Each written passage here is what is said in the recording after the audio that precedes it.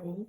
Just a really quick short video on some of the little tools that you might need or use, or that I find are very handy. So this, it's a little die cutting machine. It's a sidekick, love it. Better to use this than getting out one of your great big die cutting machines to do a little die. So just to show you, we do that and it locks it into place.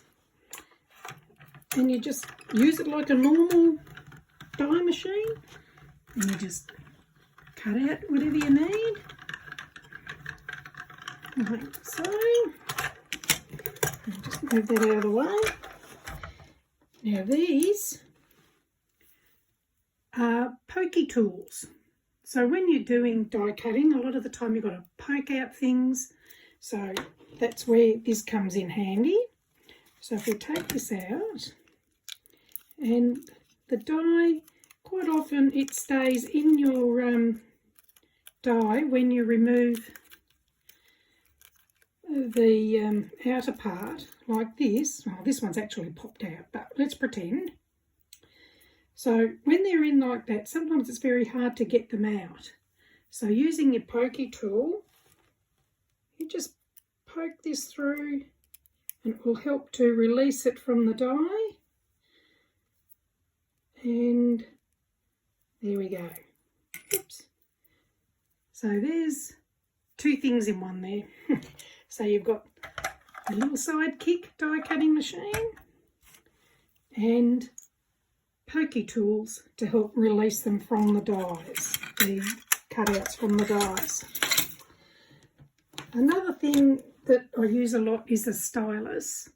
So I don't know, it might be a bit blurry, I'm not sure if you can see it. So a stylus has just got a little ball on the end here, and we use that a lot if you want to score a line for folding. So if you've got your cardstock, and line up your ruler so wherever you want to fold is nice and straight, and using the ball end of your stylus, just run it down a couple of times, and that will give you a score line. I think you can see it there. And in doing that, it makes it easier to get a straight fold. Then this one is a bone folder. Now, this can also be used to make your score line, but mainly it's used for burnishing your fold lines, so it gives a nice crisp fold line. And quite often you need to do that when you want things to sit flatter. Just burnish it and it'll make that a really sharp fold. Rulers. Always needing rulers of some sort. So this one is a Tim Holtz one.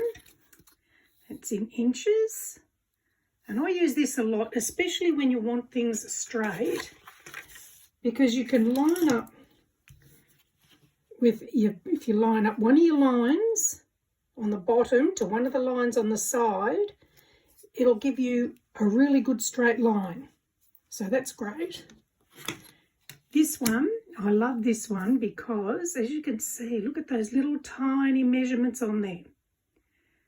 And a lot of rulers don't have those, and quite often when you're following some instructions, it might say do something with 3/16 or 1/16 or whatever, and they're all marked on here.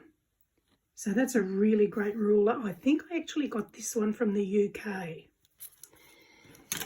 And tweezers, always handy, especially these ones. These are really fine, and they're great for picking up little tiny things, or if you've got something that's sticky, you can use that to place it where you want. So tweezers are always a good thing. And this, it's called a glue eraser. So quite often I've found more myself, I don't know whether everyone's the same, when you're gluing cards on things onto cards and you get a little bit of glue and you think, oh no, when that glue dries, using this, gently rubbing it, and it will take the glue off without damaging your card. This one I got through Image Plus Scrapbook Superstore in Tasmania. And yeah, love it. Absolutely love it. Best thing that I've ever used. Anyway, that's just a short one on just some little tools. And in a later one, I'll go on to some bigger tools and equipment. Hopefully this is enough to help you get started. Bye.